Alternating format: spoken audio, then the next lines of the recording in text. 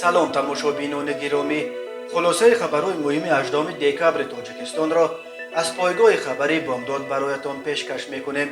шурӯъ мекунем аз як нигоҳи кӯтоҳ ба сархати хабари муҳими рӯз дар ин барнома.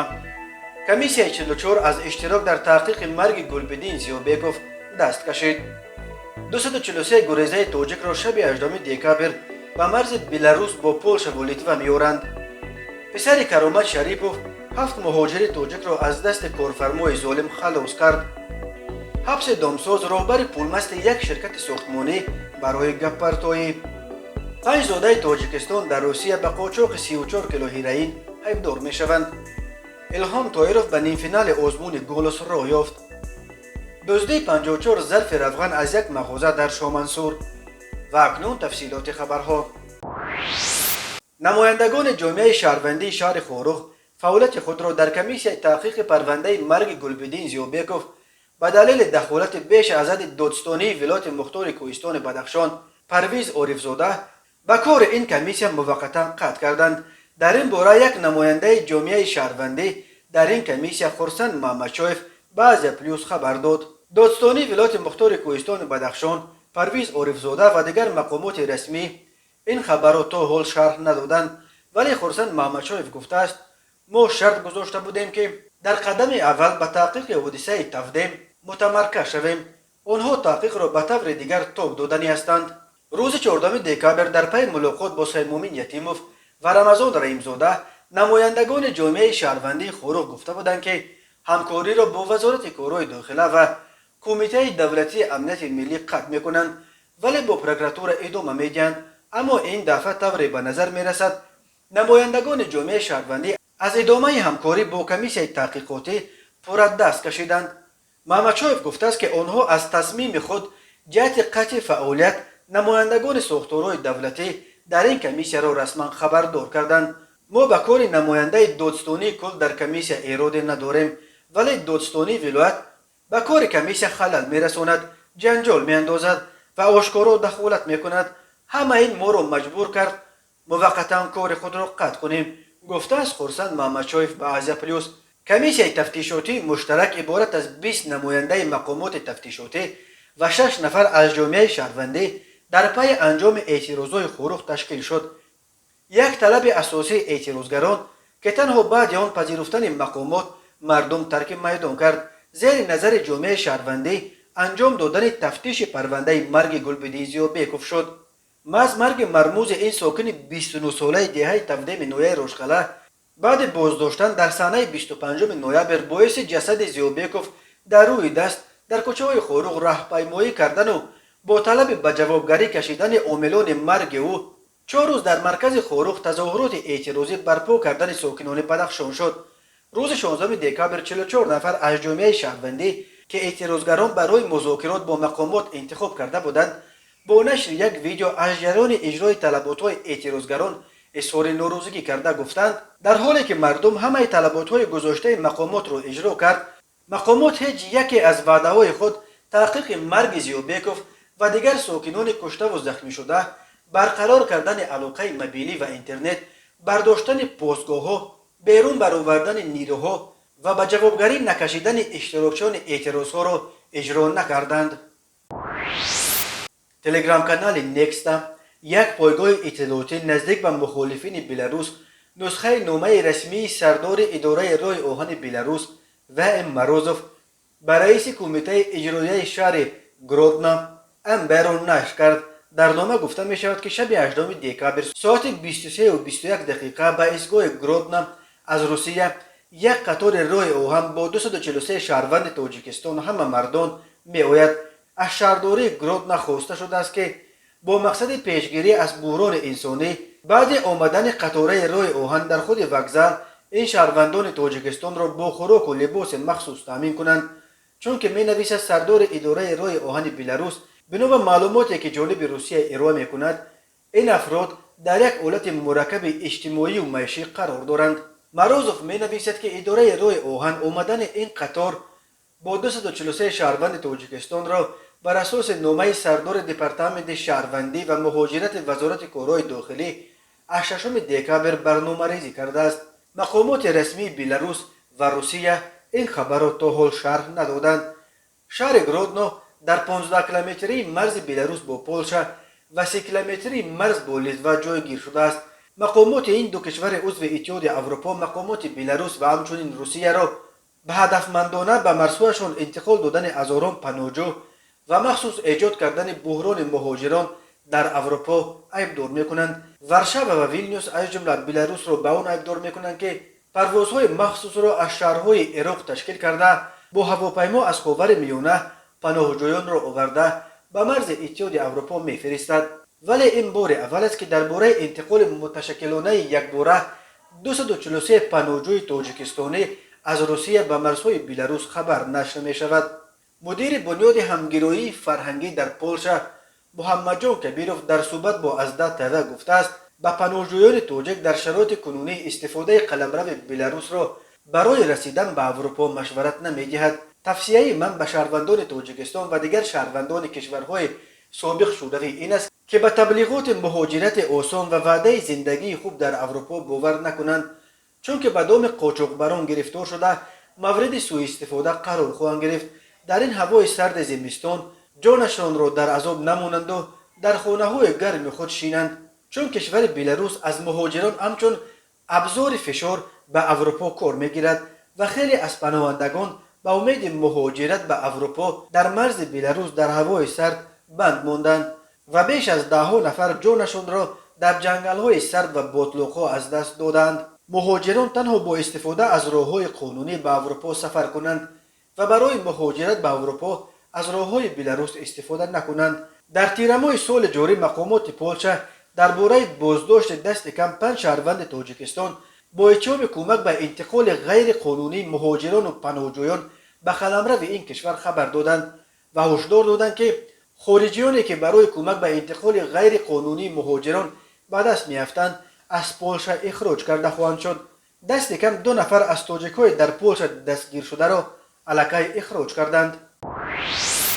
شهاب شریپوف پسر حامی شناخته حقوق مهاجران تاجیک روانشاد کرامت شریپوف روز 16 دکامبر 7 مهاجر تاجیک از ناحیه عبدالرحمن جامی را که در ولایت ارنبورگ روسیه 5 ماه باز در شرایط غلامی بی پول کار میکردند از دست کارفرمای ظالمشان خلاص کرده است. از این 7 مهاجر 3 نفر همراه شهاب شریپوف به شهر مسکو آمده الکی در اینجا با جای کار و جای خواب تامین کرده شدند و 4 نفر دیگر بعد گرفتن پاسپورت‌هایشان از دست کارفرما تصمیم گرفتند که در همان ولایت ارنبورگ برای خود یگان جای کار دیگر بجویند.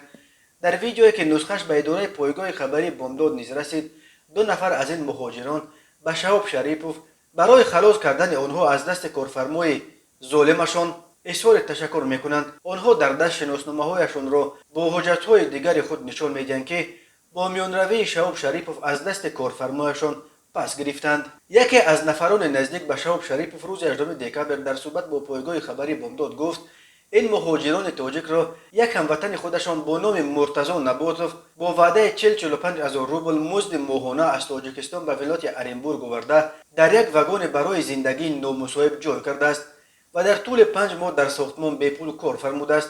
و گفته مهاجران در طول این 5 ماه آنها همگی یک مرتبه و آن هم همگی 20,000 پول گرفتند و دیگر تمام این مدت بی پول کار کردند. در یک ویدیویی که قبلا این مهاجران به حامیان حقوق فرستاده خواستار نجات دادن آنها از دست کارفرمای ظالم شدند، آنها شرایط خیلی بد واگن را که آنجا زندگی میکردند نشان میدهند و میگویند مرتضی نباتوف نه فقط معاش آنها را نمیدهد بلکه شناسنامه‌های همه‌شان را هم گرفته است و ادعا دارد که آنها گویا تا حال پول قرض راهگیری و پتنتشان را در پیش وی ادا نکردند. کرامت شریپوف رهبر فدراسیون مهاجران SNG و جنبش مهاجران تاجیک روسیه یکی از حامیان شناخته حقوق مهاجران تاجیک در روسیه اعتراف شده بود. در پایان سال 2017 مقامات روسیه شهروندی کرامت شریپوف را بیکار کرده او را توسط هواپیمای مسکو کولوب به تاجیکستان دپورتاسیون کردند. کرامت شریپوف خیلی تلاش کرد تا غیر قانونی بودن قرار لغو شهروندیش را اثبات کرده به روسیه برگردد، ولی 9 ماه سال 2020 در سن 57 در تاجیکستان از سکته قلب وفات کرد. پسر او شهاب شریپوف بعد مرگ پدرش گفت که راه پدر را دوام خواهد داد و در روسیه به حمایت از حقوق مهاجران تاجیک مشغول خواهد شد. با میانروی شهاب شریفوف ماه اکتبر شناسنامه‌های 110 مهاجر توجک که در باغ سیب نویه استراگوژنسکی ولایت ورونژ چند ماه به پول کار کردند پس گرفته شد.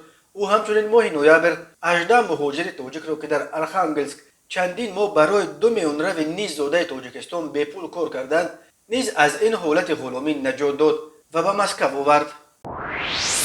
تماشابینان عزیز، یادآور می‌شویم خلاصه مهمترین اخبار تاجیکستان را از پایگاه خبری بامداد تماشا دارید. برنامه را ادامه می‌دهیم. مرکز مطبوعات دادستانی کل روسیه روز 17 دکبر خبر داد که این نهاد پرونده جنایتی ضد 5 زاده تاجیکستان اسحاقجان سیفوف، آبیجان مایوسوپوف، عبدالله خالزاده، اسفندیار سلیموف و حاکمشاه میرزایف را برای بررسی به دادگاه شهر مژایسک ولایت مسکو سپرده است. این 5 نفر بر اساس قسم‌های 4 و 5 ماده 228 کودکس جنایتی روسیه به قصد فروش مقدار بزرگ مواد مخدر یعنی 34 کیلو هیروئین عیبدار می‌شوند.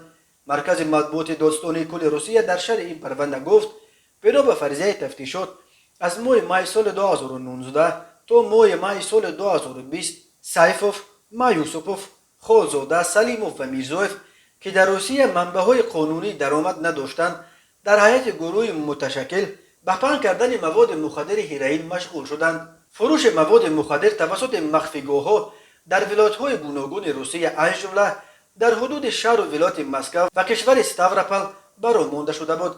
در جریان چاره‌بینی‌های فوری جستجویی و عملیات تفتیشاتی کارمندان پلیس از این نفران بیش از 34 کیلو هیروئین دریافت کردند. بر اساس قسم 4 ماده 228 کودکس جنایتی روسیه به این 5 زاده تاجیکستان از 10 تا 20 سال زندان و بر اساس قسم 5 این ماده از 15 تا 20 سال زندان یا حبس عمرباد تهدید میکند. تاجیکستان که با افغانستان منبع اساسی تولید هیروئین، افیون و حشیش دنیا 1425 کیلومتر مرز مشترک دارد، در سالهای آخر به یک مسیر عمده قاچاق مواد مخدر افغانی تبدیل یافته است. یک قسم اعظم این مواد مخدر از جانب قاچاقبران با استفاده از قلمرو ازبکستان به بازارهای سیاه شمال سیاره اساساً به روسیه و قزاقستان انتقال داده می شود. تا 1 ژانویه سال 2021 در محبس‌های روسیه قریب 7000 شهروند تاجیکستان ادای حکم می‌کردند و بیش از 1200 نفر دیگر تحت تفتیشات در بازداشتگاه‌ها قرار داشتند. بنا به حساب‌های غیر رسمی تقریباً چهارک زادگان تاجیکستان در روسیه برای دست داشتن در جنایت‌های مربوط به قاچاق و فروش مواد مخدر پشت پنجره انداخته شدند. آوازخوان زاده تاجیکستان الهام طاهرов در دور چهارک نهایی آزمون گلوس در شبکه یکم تلویزیون روسیه نیز غالب آمد. به مرحله نیم نهایی این آزمون راه یافت. الهام شب 17 دکبر در دور چهارک نهایی ترانه ماریو بیوندی را اجرا کرد. در این دور آزمون از هر استاد 3 نفره هنرنمایی کردند. از دسته دیمه بلند که آوازخوان تاجیک نیز دست پرور اوست، الهام طاهرов، یولیا کورگانووا و ارنار سودربایف از قزاقستان به صحنه برآمدند. نتیجه هنرنمایی هر آوازخوان بر اساس آوازهای داده تماشابینان و امتیازهای داده استادانشان برآورد میشد. دیم بلند به الهام 30% داد و او از حساب تماشابینان باز 40% آواز گرفت. در مجموع 70% به دست آورد.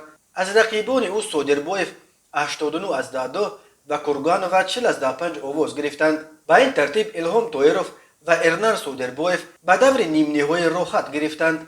دیم بلند با ستایش از شاگرد تاجیکش گفت الهام تو یک انسان نوتکراری و صدای تو را دیگر همه میشناسند. تو الکی یک خواننده جذاب و بزرگ شده ای. الهام طاهرov 28 سال داشته در شهر ترسونزاده به دنیا آمده است.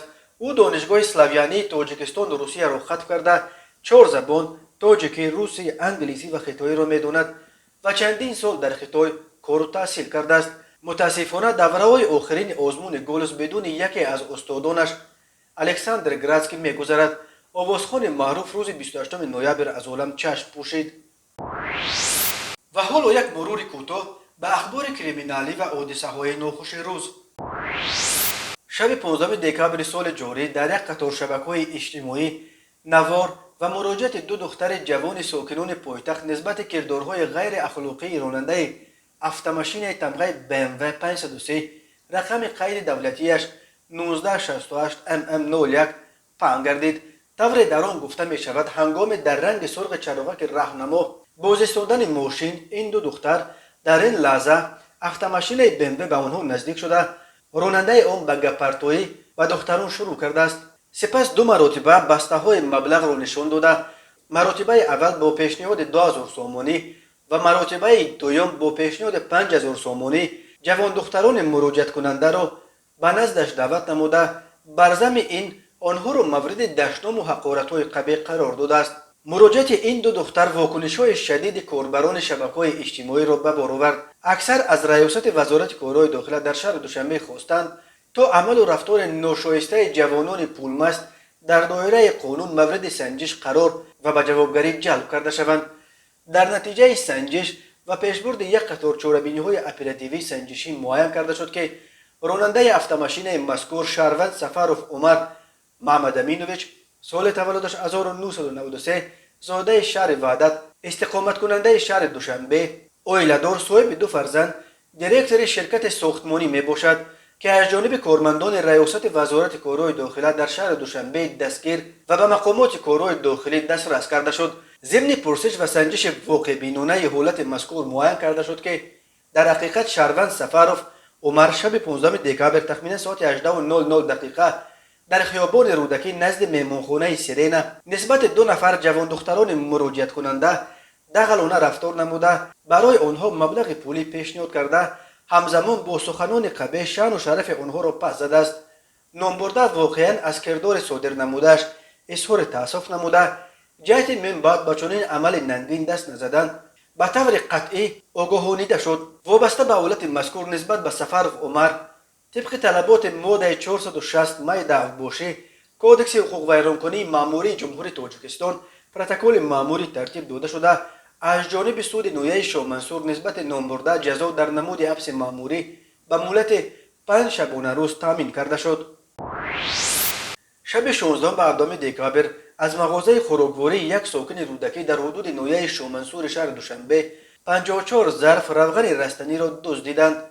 و شعبه وزارت کارهای داخلی دوی در نویه شاه منصور با عریضه مرد 40 ساله ساکن نویه رودکی مراجعت نموده است که شب 16 دکامبر سال 2021 شخصان نامعلوم با راه پنهانی به مغازه خوراکواریش واقع در شهر دوشنبه در آمده از آنجا 54 عدد ظرف‌های روغن رستنی را دزدیده از جای حادثه غیب زدند.